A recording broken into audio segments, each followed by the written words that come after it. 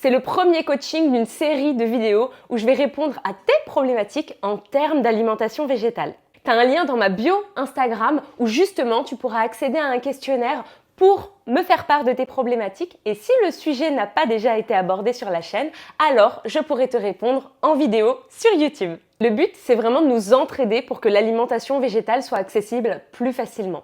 Évidemment, ce type de vidéo, ça ne remplace ni un suivi personnalisé, ni un avis médical. Préférant garder l'anonymat, nous appellerons le coaché du jour Steve. Donc Steve, c'est un homme végétarien de 32 ans qui a pour objectif de devenir vegan. Il nous dit que plusieurs freins sont présents, ce qui fait qu'il a un petit peu de mal à avancer dans cette direction, à savoir le côté social de l'alimentation, et il se demande comment pouvoir varier ses repas sans avoir à trop cuisiner. On va d'abord axer sur le côté social. Dans un premier temps, sache que ton objectif semble tout à fait réalisable puisque tu es déjà dans la démarche de végétaliser ton alimentation. Et tu as aussi l'air d'avoir une raison qui te tient à cœur puisque tu m'expliques dans le questionnaire que c'est pour le bien-être animal que tu fais tout ça. Donc le véganisme, ça pourrait effectivement te permettre d'être plus en accord avec tes valeurs. Mais la question qu'on se pose tous, c'est comment on fait ? Tu as soulevé un point super important. Le côté social de l'alimentation, dont on ne parle pas assez finalement parce que ça y joue pour beaucoup dans nos choix alimentaires et dans notre manière de consommer en règle générale. Je veux dire, certains pays mangent avec couteau-fourchette, d'autres vont manger avec les doigts, d'autres vont manger avec une cuillère ou avec des baguettes. Dans certains pays, on va manger à certaines heures, dans d'autres pays, à d'autres horaires par exemple. Selon les pays, on ne mange pas non plus la même chose. C'est vraiment de l'acquis, on nous apprend à faire tout ça. Et en choisissant de végétaliser notre alimentation, finalement, on désapprend. Et c'est ce processus qui est un petit peu fastidieux. D'un point de vue social, il semblerait que t'aies passé le pire parce que t'es déjà végétarien et que c'est vraiment à ce moment-là que les gens te questionnent parce que t'arrêtes de manger de la viande alors que t'en avais peut-être à tous les repas, t'arrêtes de manger la chair animale en général. Les gens se posent vraiment la question à ce moment-là. Et tu peux pas vraiment le cacher. Tu parais un petit peu extrême aux yeux de tout le monde, les gens sont dans l'incompréhension générale. Même si, je tiens à le souligner, les gens comprennent de plus en plus cette démarche de ne pas vouloir manger de la chair. Toutefois, le fait d'arrêter le fromage, le fait d'arrêter le lait, le beurre, les produits laitiers en règle générale, ça peut avoir l'air un petit peu plus discret. Ça amènera toujours quelques conversations ou de l'incompréhension, mais disons qu'au restaurant par exemple, tu peux simplement regarder toi-même s'il y a du lait, s'il y a du beurre, s'il y a du fromage, demander à simplement l'enlever, etc. Mais ça va aussi te faire paraître plus tatillon parce que tu vas vérifier dans certains cas si tu n'as pas envie d'en consommer, s'il n'y a pas du fromage, des produits laitiers. Donc les gens peuvent aussi te poser des questions. Et c'est vrai que dans ces cas-là, l'incompréhension est un petit peu plus forte parce que les gens ont l'impression qu'il n'y a pas de souffrance dans le fait de manger du lait. On ne tue pas l'animal finalement. Et le fait que ce soit la même industrie, les animaux finissent au même endroit, les gens ont un peu plus de mal à entendre ça, donc ça peut faire des conversations compliquées quand même. Quand on change notre manière de penser, notre manière de faire, que ce soit pour le véganisme ou pour toute autre chose, il y a plusieurs phases. La première, c'est l'impression d'avoir compris quelque chose que les autres n'auraient pas compris. Je dis pas que c'est à juste titre, simplement que c'est un petit peu l'état d'esprit dans lequel on peut être. La deuxième, c'est l'envie de le crier au monde entier, c'est l'envie de convertir un petit peu tout le monde, puisqu'on a l'impression d'avoir la bonne manière de penser. Et la troisième réside dans le fait de vivre pour nous, en paix avec nos valeurs. Cette dernière phase, c'est la plus confortable parce que tu laisses pas vraiment de place au débat et t'as pas envie de convaincre la terre entière, t'as pas trop envie d'en discuter, t'as juste envie de mener ta vie. Dans cette phase, t'as le choix de répondre quand même aux personnes qui sont intéressées, ou de ne pas y répondre. Et ces personnes qui veulent pas forcément une réponse, mais qui sont peut-être juste désagréables ou qui ont simplement envie de te prouver que t'as tort, sont simplement pas à l'aise avec ta manière de penser et ils peuvent avoir des fois l'impression que tu les attaques. Donc forcément, c'est pas agréable pour eux, mais ces personnes-là, t'es pas obligé de débattre avec elles. Dans tous les cas, se battre avec les autres, c'est te tirer une balle dans le pied. Quand tu te disputes avec quelqu'un, personne n'a envie de t'écouter. Donc tu creuses l'écart entre toi et la personne en question et c'est agréable pour personne. Le plus intéressant à mon sens, c'est que tu te renseignes le plus possible sur le véganisme, que ce soit au niveau des conditions d'élevage, de l'abattage, au niveau environnemental, au niveau de la santé. Qu'est-ce qu'en pensent les docteurs, les doctoresses, les diététiciennes, les diététiciens? Essaye d'avoir un point de vue vraiment global sur la chose. N'essaye pas simplement d'aller dans le sens du véganisme, mais écoute vraiment les personnes qui sont pour, qui sont contre. Ça te donnera un point de vue vraiment global. Ça te donnera aussi une certaine légitimité parce que tu sauras de quoi tu parles dans les deux cas. Un autre point important dans le côté social, c'est de ne pas manger n'importe où, n'importe quand, n'importe quoi sans te questionner. La réalité, c'est que tu as le choix. Et justement, c'est la décision que tu as prise. En végétalisant ton alimentation, T'abandonnes pas les barbecues, les soirées pizza, etc.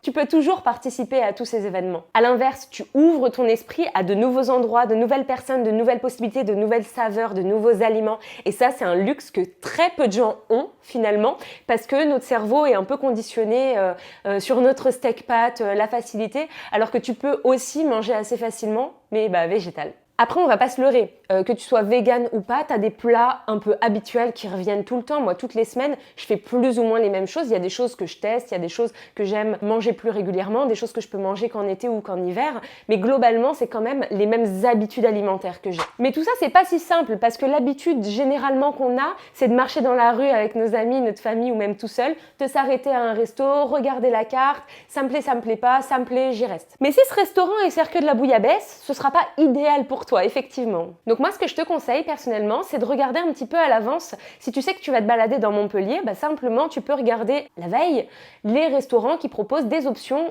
végétales dans Montpellier. Ça, c'est vraiment dans un but de pas embêter un petit peu tout le monde parce que on peut vite avoir cette sensation aussi quand on devient végétalien d'un peu embêter la galerie. Dans le sens où il faut trouver une pizzeria qui met pas de lait dans la pâte à pizza. Il faut trouver un restaurant où il y aura une alternative. Je pense que tu vois ce que je veux dire. Et parfois, peut-être que tu te contenteras simplement d'une portion de frites ou d'une petite salade. Et effectivement, c'est pas idéal, mais tu auras partagé un bon moment avec tes amis, tu auras embêté personne, toi-même tu te sentiras bien et ce sera cool. Pour être très honnête, c'est assez rare que ça m'arrive. Les restaurateurs sont assez OK généralement pour un petit peu s'adapter. Par exemple, s'ils servent des plats avec du riz mais que sur la carte ils vendent pas d'accompagnement riz, eh bien tu peux demander au serveur, à la serveuse qui seront avec toi, de simplement avoir du riz et des petits légumes. Et généralement ils veulent bien. Par respect pour tout le monde et pour des raisons de facilité, de praticité, je t'invite tout de même, s'il n'y a rien sur la carte, à peut-être appeler avant pour qu'elles puissent s'organiser en cuisine. Des fois ce sera pas si simple parce que tous tes amis voudront aller dans le couscous de la ville et comme par hasard il fait pas de couscous aux légumes. Bon, on est d'accord, c'est assez rare ce genre d'envie hyper précise, je veux un couscous là tout de suite maintenant, pile poil celui-là. Non,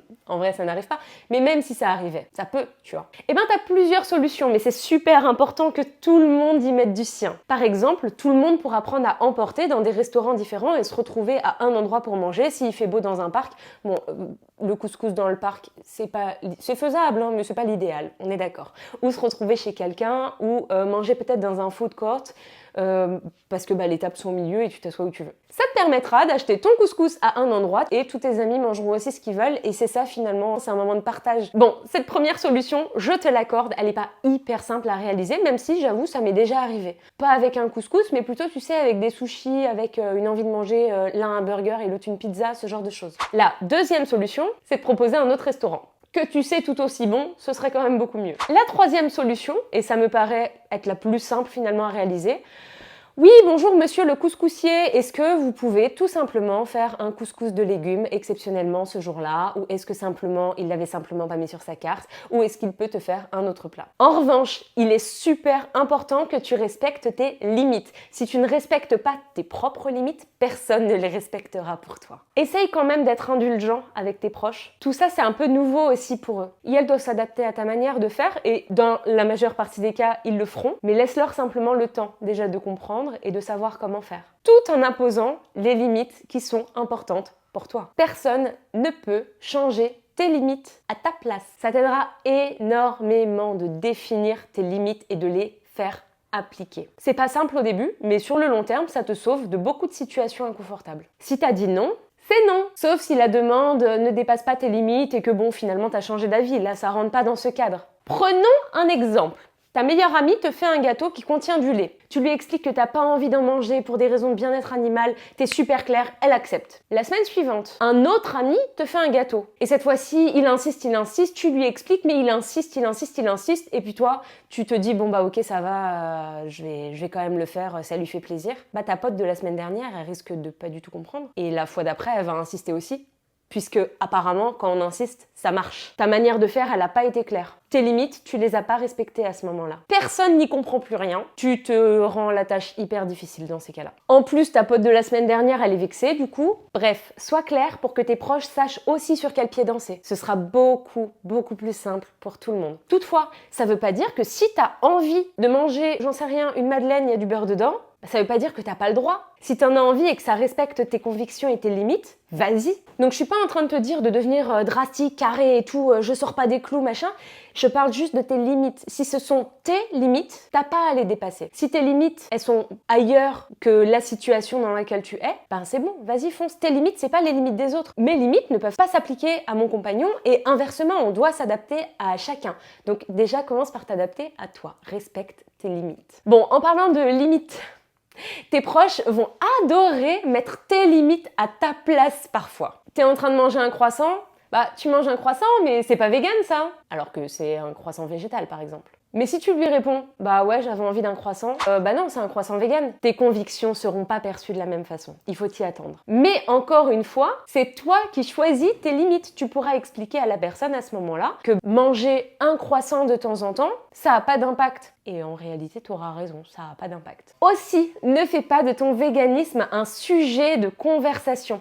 Contente-toi de répondre aux questions posées si tu en as envie, mais ne rentre pas dans les débats. Si tu as le choix, n'en parle pas toi-même. Et dans tous les cas, ne rentre pas dans l'attaque. Souviens-toi que si tu deviens méchant avec quelqu'un qui est méchant, bah ça fait deux personnes pas très charismatiques dans la pièce. En gros, ma philosophie, c'est de me dire qu'il vaut mieux que la personne en face ait quelque chose à se reprocher toute seule. Et que moi je sois droite avec moi-même. Donc finalement, ce qu'on en dit de ce côté un petit peu social, c'est de rester à l'aise déjà avec la situation, parce que si t'es pas à l'aise, les autres ne le seront pas non plus. Essaye de prévoir à l'avance et surtout aie une démarche bienveillante envers l'autre à expliquer si besoin. Donc Steve se demandait aussi comment végétaliser son alimentation sans avoir à trop cuisiner. Certaines personnes aiment bien attraper une tranche de jambon, un brocoli, les mettre ensemble sans sauce, sans rien, ça leur fait un repas. Eh bien, c'est aussi possible en étant végétalien, mais il faut l'avoir prévu à mon sens. Par exemple, Steve m'a noté dans le questionnaire qu'il consomme souvent du sétan. Ta solution, Steve, à ce moment-là, c'est de faire du sétan en grosse quantité, ça te prend le même temps. Tu vas pétrir 2 minutes de plus. C'est tout. Et tout ça, tu le congèles. Tu pourras manger du sétan pendant plusieurs semaines en le sortant simplement du congélateur, bam, dans la poêle, quelques minutes, on n'en parle plus, t'as rien à faire. Dans tous les cas, pour la santé, évidemment, c'est plus sain de cuisiner que d'attraper une boîte de conserve pleine d'additifs. Si en tant que végétarien, c'est déjà ce que tu fais, d'attraper une boîte de conserve, que ce soit des légumes, des raviolis, etc., en soi, tu peux continuer. Mais je ne te conseille pas ce chemin-là. Cuisiner en grosse quantité ou en batch cooking, en réalité, à mon sens, c'est vraiment la meilleure solution pour être tranquille sur le long terme. Tout dépend évidemment de ce que t'aimes manger. Donc si t'aimes le simple, rien ne t'empêche de te tourner vers le cru, donc les fruits, les légumes, les oléagineux par exemple. Voilà, j'espère qu'on a répondu à la demande de Steve. N'hésite pas à remplir le questionnaire si toi aussi tu veux être sélectionné pour participer à ce genre de vidéo. Aussi, s'il y a des fiches pense bêtes, des fiches nutrition que t'aimerais bien avoir, peut-être que t'aimerais savoir dans quel aliment trouver le plus de protéines ou dans quel aliment trouver le plus de fer ou comment est-ce qu'on fait pour que le fer soit plus assimilable.